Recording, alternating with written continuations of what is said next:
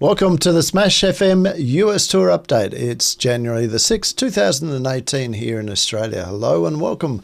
I'm Andrew Seabrook in Melbourne, and today we're catching up again with Will Taylor, who has made it out of his hotel room into the freezing cold of New York and the surrounds, and he's taken in some of the sights and sounds of the city.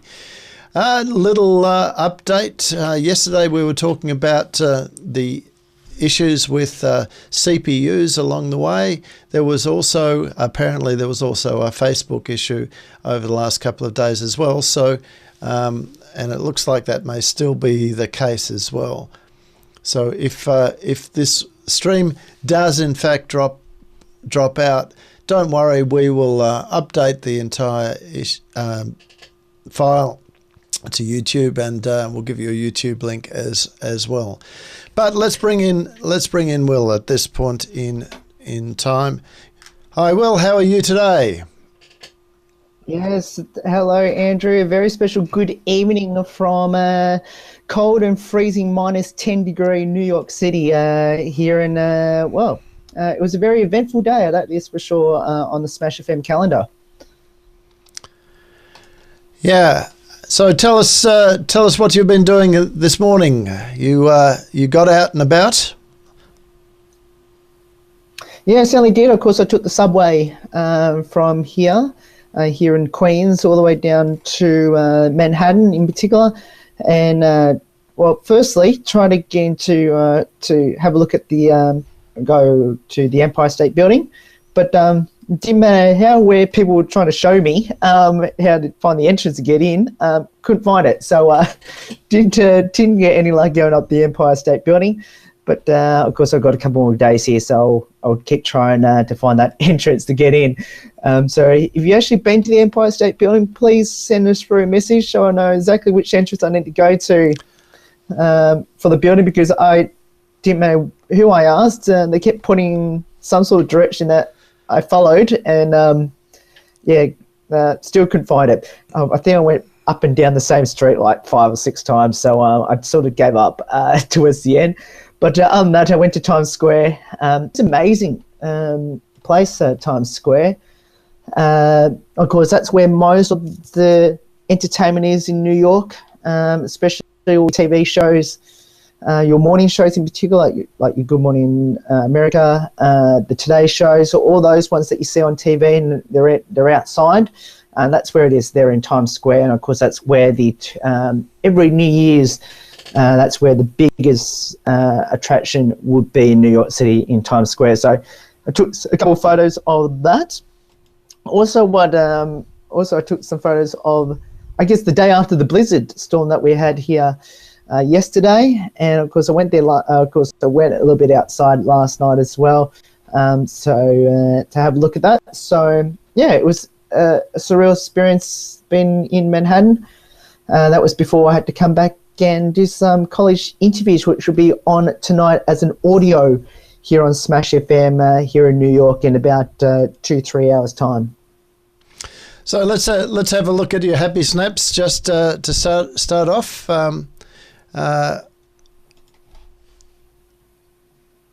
That's outside my hotel room on the day of the blizzard. So as you can see, it was a pretty terrible day actually yesterday.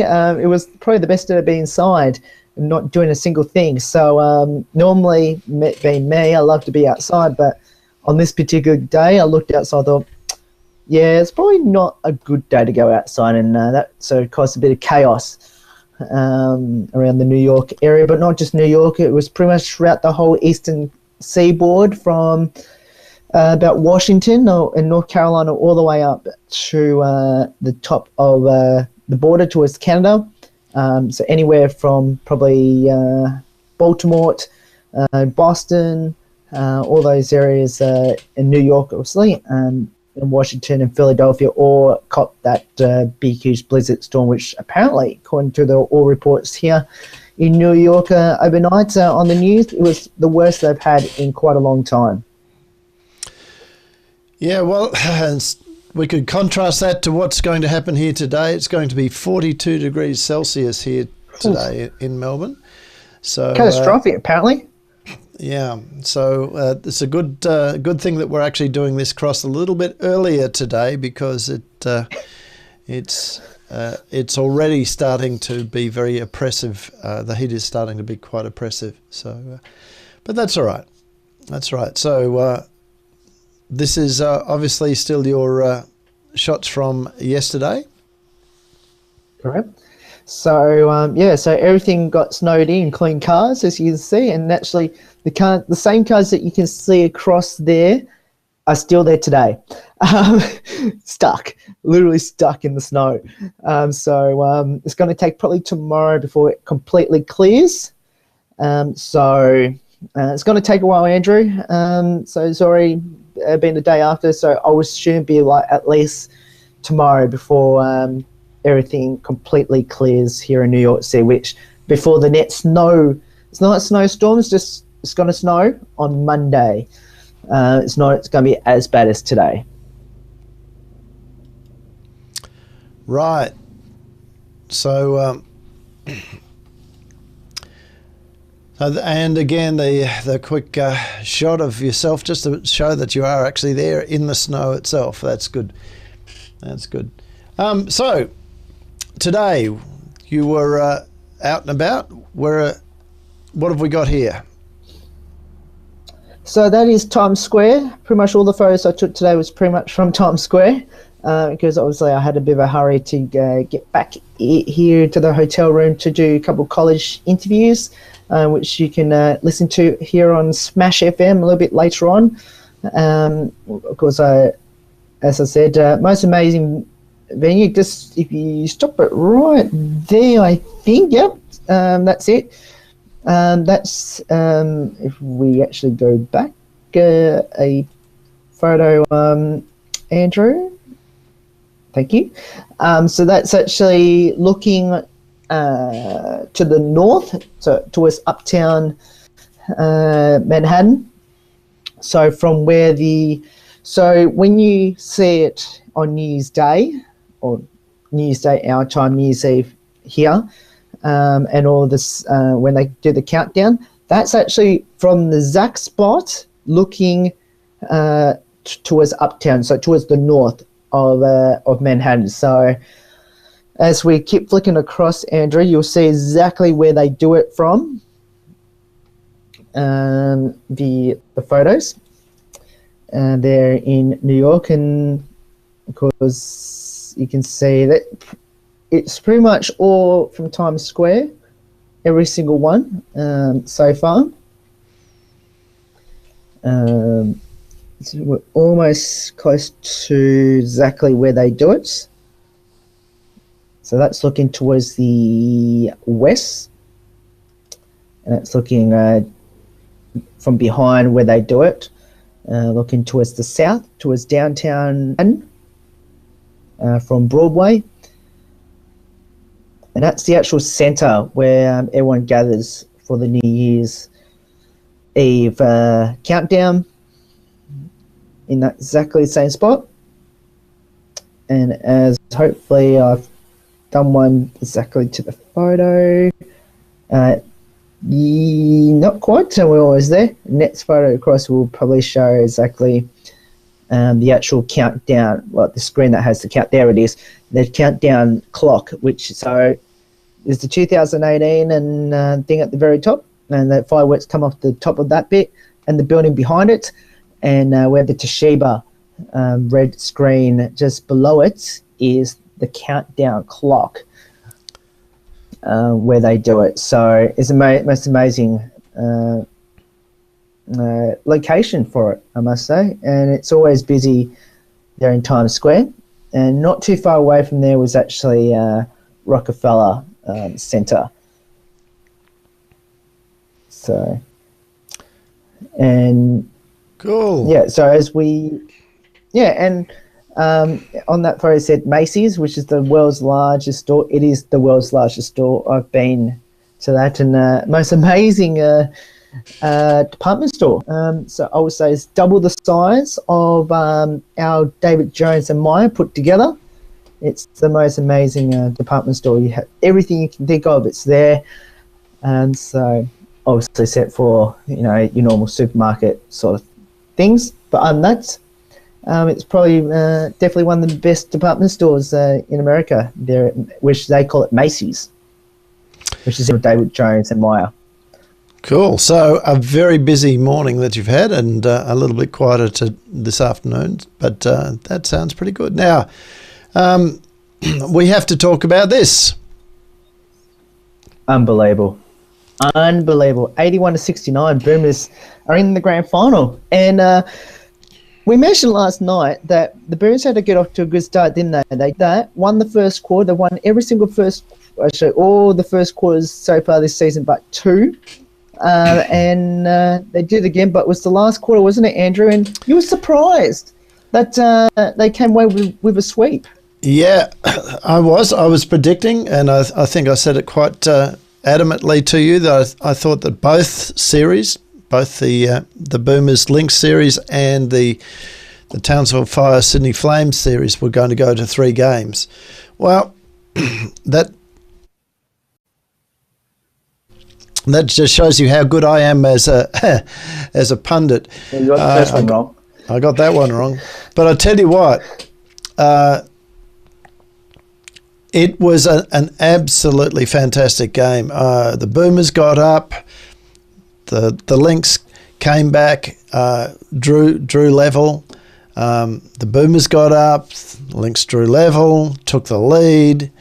Then established quite a big dominance in the third quarter. The Boomers just ground it back. 5 minutes to go. It was a 1-point game, Boomers' way, and suddenly they ran out. 81-69, and it was amazing. The Lynx just sort of imploded in that last five minutes. They just couldn't get anything right, and the Boomers could. Liz Cambridge really strong in that last period of time. She was there, but it wasn't just her. It was an excellent win. Go ahead. Yeah. I know, and I don't think we've mentioned this, and I don't think Guy has ever got credited by most of the media the way he really constructed the final series. He came in, he went to that. Obviously, the Boomers were the underdog to win the series against Perth, especially in a sweep. But I don't think Guy's ever got much credit for what he did in that series. He sat down Liz Cambage late game 1 when the game was pretty much over, rested her, and then what you said, Price coming on air as well, that he sat her out for the third quarter of that game and ended up proving the difference. Yeah, she only played 26, just under 27 minutes. Having said that, she scored 25 points and 15 rebounds. So, I mean, and that's been the case pretty much. She's almost scored at a point a minute for when she's on. So she didn't play a huge amount of the game. When you contrast that to, say, Jenna O'Hay, who played 37 minutes, I should say, Britt Smart, 33, Maddie Garrick, 32. So it, he did keep a core on for most of the game there. Mind you, everybody but Beckott got onto the floor and played significant minutes. So it wasn't like he was only playing his starters. He did play them around the place. And Andy Stewart did much the same sort of thing. He played, 9 players through the rotations. 8 of those got significant time. Olivia Thompson just coming on for 26 seconds. Really not there. So could he have perhaps run the bench a little bit more at particularly when they were up and going? Well, maybe just giving these other players just a bit of a rest. But there was a comment, I think, on one of the forums that indicated one of the Perth players saying that, oh, look, they could see the fatigue setting in there through the fourth quarter. But I don't think it was. They were pushing, they were running. They just simply panicked, I suppose, if you like. When the Boomers came back that final time and started to score, it was just a case of panic. Andy, one of the nice things that in the Foxtel coverage is that the coaches were mic'd up, so you could see there that in Andy's comments, he was just asking the guys just go out and play. Don't try stuff, but don't he was really trying to calm them down. And the same at the other end. I mean, both coaches incredibly calm during the timeouts along the way. Not too much histrionics on the sidelines. It was a well moderated game from both coaches. I guess now in hindsight, two things that really stands out to me about this series in particular. Firstly, do you think Guy Molloy outcoached Andy Stewart? And secondly, with Perth's trouble that they had in the last round of the season when they had to go to Canberra and Townsville, do you think that hurt them? Oh, look,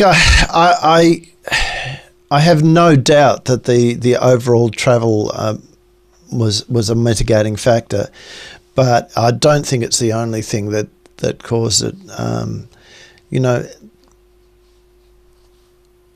Melbourne still had a tough ask as well, so it was a bit of both. It was a bit of both.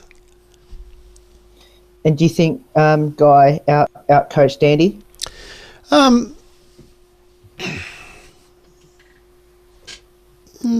Yes and no. There were some things there that the Boomers have done. In particular, a pass into a high post and a cut from the point to the basket that came off a number of times, and that's obviously something, having watched the Boomers through the season, that's obviously something that they've developed and they've worked on over the season, and that was particularly effective 2 or 3 times during the game, and so much so that the Fox commentary team were commenting on it, but it's nothing that we haven't seen before. So. Was he outcoached? I don't know. Look, there comes a point in time where you have to talk about the players that were on the court and what they were doing, and yes, perhaps his decision to leave Cambage off the court for extended periods of time. Maybe that was the tactical thing that made the difference.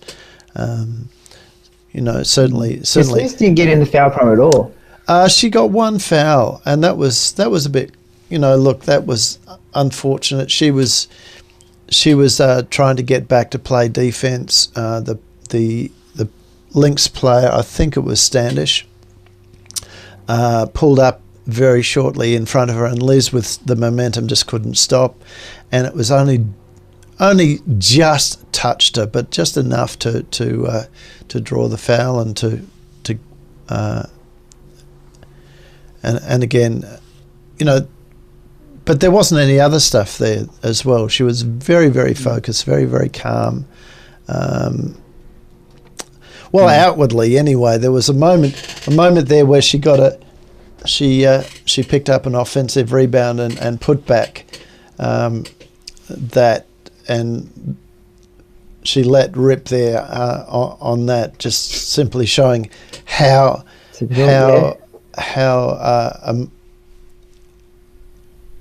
emotional the moment was for her. She was focused, but apart from that one outburst of emotion. She was incredibly composed through the game. So it was a good game. It was a good game. And you know, look, Well, Sammy Whitcomb, 15 points. She got a bit wound up. Somehow she ended up with a big scratch on her neck along the way. Courtney Williams, 20 points, 10 of 31. 10 of 31. Perhaps she pushed too much. Perhaps she didn't have enough faith in her teammates and move the ball to them. And maybe if you're talking about the coaching thing, maybe that's where Andy Stewart perhaps should have put her on the bench, had a bit of a chat. But it wasn't looking like anyone else was going to step up, so she really needed to be out there as well. I said before we started the program that I thought the Lynx looked a lot better when Natalie Burton was on the court. She gets a lot of criticism, but I'll tell you what, she does a lot of things that perhaps a lot of people don't notice and certainly don't give her credit for. But they certainly looked. In the periods of time where they were scoring well, she was on the court, put it that way. And Alice Kunick, well, she had a shocker. She really did. It was just shooting wise, she picked up a couple of fouls. She had a shocker. Yeah, a couple of fouls that were perhaps two of the three fouls I thought were a case of her perhaps trying too hard. I'll be charitable like that. She picked up 6 rebounds, which was good. You know, so she 3 of 13 was not the sort of scoring that she would want, and what was worse, a couple of those were air balls that were not even close to the ring. So she had a bit of a shocker, but. On the other side, Jenna O'Hay just absolutely brilliant. Maddie Garrick at one stage, I think it was up until about the third quarter or something like that, had not missed a three-pointer. She ended up with 3 of 5. So she did really well. She shot at 58%, ended up with 18 points. And Kalani Purcell was just fantastic all the way through the game. Not a huge impact on the scoreboard, but I'll tell you what, again, just doing lots of little things and you know, often having to deal with the bigs along the way, but at the same time also getting out and putting pressure on the shooters as well. So, you know, really good game. Yes. Well, I guess now we move on to Townsville Sydney, which is tonight in Sydney. Well, I guess what do you think the lesson plan will be for Sydney going into a game, knowing that their season's on the line? Very similar what happened to Perth, and obviously Perth didn't do the job at home. What do you think the lesson plan will be for Sydney watching that Perth game last night not to do against Townsville? Yeah, good point. Well, look, they've just simply got to go out and play their game, and I didn't see the game up in Townsville, but from the live stats, the box score, it just looked like that Sydney was not able to play the game in the way that they've wanted to play it.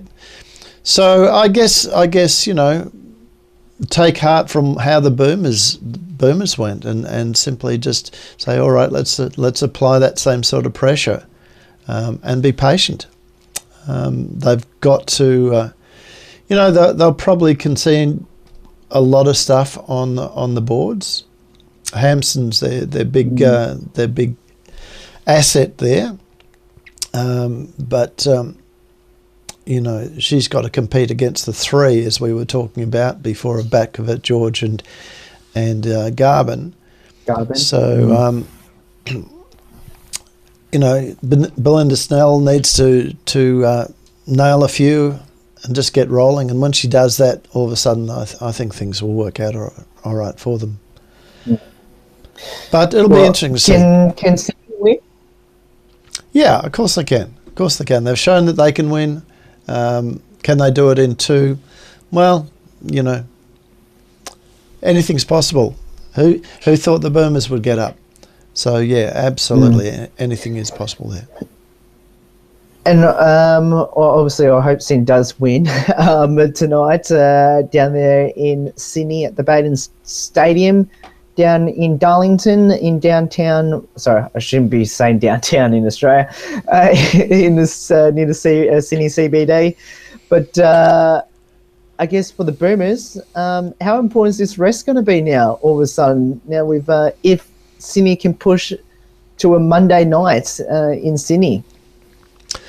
Yeah, well, it's certainly an advantage, isn't it? You would have to say that, and again, there would have to be a serious look at the fixturing as we go. It certainly hasn't given an advantage, which it was supposed to do. Hasn't given an advantage to Perth. It may end up not being an advantage for Sydney. Well, certainly the way the grand final will roll on so very, very quickly, because I think it's a Wednesday night, isn't it? The first game. Is it? I thought it was a Friday, wasn't it? Oh, sorry. Yes, it is. Yes, it is. It is a Friday. That's happy because the Boomers have got Friday night, and we got. That's right. Got game yeah, one. sorry. It's an away home final. That's right. So it's a Friday very night. Similar to the semi-final. Yeah. So yeah, look, it'll be an interesting one. It'll be an interesting one to see how it all goes. And of course, that will be at the State Basketball Centre, game one of that grand final series. The Deakin Melbourne Boomers take on the winner of Townsville or Sydney. And 7:30. Now, talking about prognostication and predictions and being a pundit, I got another one wrong too, and that was the Cairns Taipans against Brisbane. And again, that game was actually broadcast on Fox before the WNBL game, so I ended up watching the two games. And again, what a cracker! What a nail biter! It was outstanding, and Brisbane would have to be, out of all of the clubs, they would have to be the unluckiest club this season. They have been so close and yet just been on the wrong side of the ledger every time. So many times, yeah. But Kickett was excellent for them. A lot of good stuff was happening there for Brisbane. But Cairns just absolutely demonstrated why it's so hard to win up in Cairns. They were just dogged all the way through the game and just, ground it out, and eventually came away with the win. So that mathematically keeps them in the playoff hunt. They can't afford, however, to drop another game, which is what I think they will do. But I'm still going to go with my predictions of the top four. Still going to go with my predictions of the top four, but Cairns still in with a shot. And of course, the Illawarra are pretty much the only team that can challenge Adelaide. But I think because Adelaide have been Perth, New Zealand, they haven't been Melbourne yet. Melbourne's the only team that Adelaide has not beaten in the top four. Of course, they've already played Melbourne 4 times. They've lost all 4 games against Melbourne. So than that, they've been Perth and New Zealand twice now. But I think Adelaide's done enough. Unless they really make a huge slump from here on in, which I wouldn't assume, especially with the injuries they've got, which they had when they managed to beat Perth and New Zealand. So that's an amazing effort for Adelaide. Yeah, and Deng, outstanding in that game. absolutely outstanding. In fact, he's had the last couple of games has been very, very good. Josh Childress also coming up the goods. I think he had 13 rebounds in the end. A lot of those in the final quarter as well. So really good. All right, Will. Of course, tonight, it is that time already. We've done our half an hour. Correct, but just before we do, just very quickly, I know I've been meaning to do this a couple of times, but of course the Australian we'll try and keep track with the Australian teams that are over here at the moment in the US tour. And of course, you've noticed I'm wearing the McKinnon the white jersey from 2 years ago. Of course, the girls' team are here in the US. Of course, they're still in Charlotte. In North Carolina, so are the Southern Peninsula Sharks, and of course all the other teams are around somewhere around America, around the lower part of the US at the moment. So no one's nowhere near me at the moment. So which is, I don't know how good I think. Yep, that's good. That's good. Well, hopefully tomorrow you're off to the Nets versus the Celtics game. Excited about that one. Yeah, so we may even have tomorrow. We may be able to do a bit of a rundown on some of the results from the tour matches that are going on, and perhaps have a look at some of the Australian players that are actually playing in the NCAA. Correct. NCAA Div 1 competition there as well. We might just sort of touch base and catch up with a few on how they're going there as well. All right. We will see you tomorrow. Thank you very much for watching, ladies and gentlemen. Have a great day.